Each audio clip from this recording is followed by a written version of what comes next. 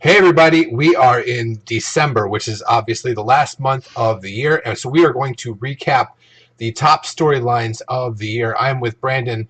Brandon, the first storyline that we are recapping, the five biggest storylines of the year. The first one is Brock Lesnar versus Goldberg. Um, as somebody who is a huge Goldberg fan, how did this storyline work for you, and then what do you expect from it going forward?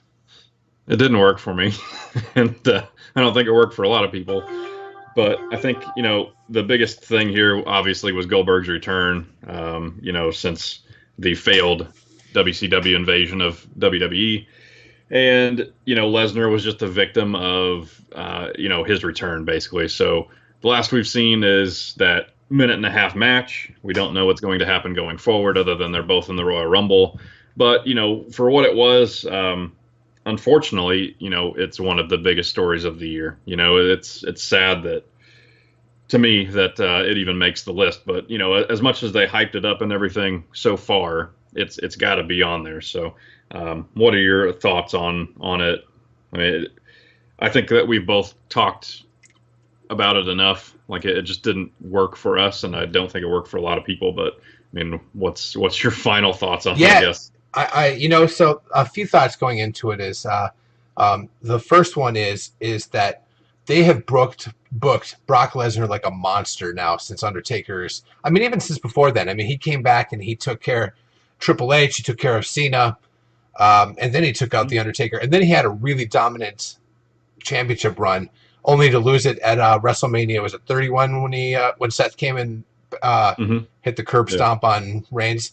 Yeah, so they book yeah, I him think like a so. monster for 3+ years, and they only come back to hand it to a 48, 49-year-old who's only going to be there for two or three more matches.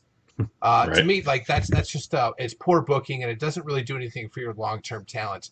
I mean, hand that off to a Seth Rollins to make him the biggest face of the company. Or I Hmm. mean, last year the way he just buried Dean Ambrose when Ambrose was white hot. Yeah. Hand that off to a guy like that during that time.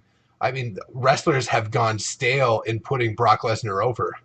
Yeah. Hand it over to someone who can then become white hot like Lesnar was white hot. So that was my first problem. Yeah. My I second think.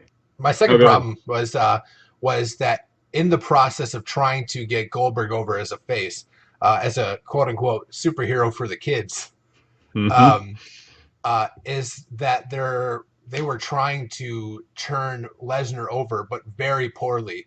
I mean, the first time they tried to turn him over was, in my city, and where Brock's from, which is in Minneapolis. You don't try to turn a guy heel in his hometown. Right. And in the process of doing this, and by he, I mean Paul Heyman, cut some of the worst promos that I have seen by Paul Heyman in a long time. So you do a absolutely crappy heel turn, and you Mm. squash one of the best mic men in the business and take away one of Brock Lesnar's biggest assets. So Yeah. not only did you not turn Brock Lesnar heel well, but you also don't use Paul Heyman well, and you're kind of destroying the stock and value of both of them. And having both being tremendous talents, that's a disservice to both of them. Yeah. I think the only thing that really came out of this is Brock looks vulnerable for the first time in, like you said, like 3 years. And the only reason that they could possibly go into it with that logic is knowing maybe that the UFC was going to come down hard on him for his failed drug test or something, like he's going to be in WWE more. So the only way to make any kind of storyline work is to make him beatable.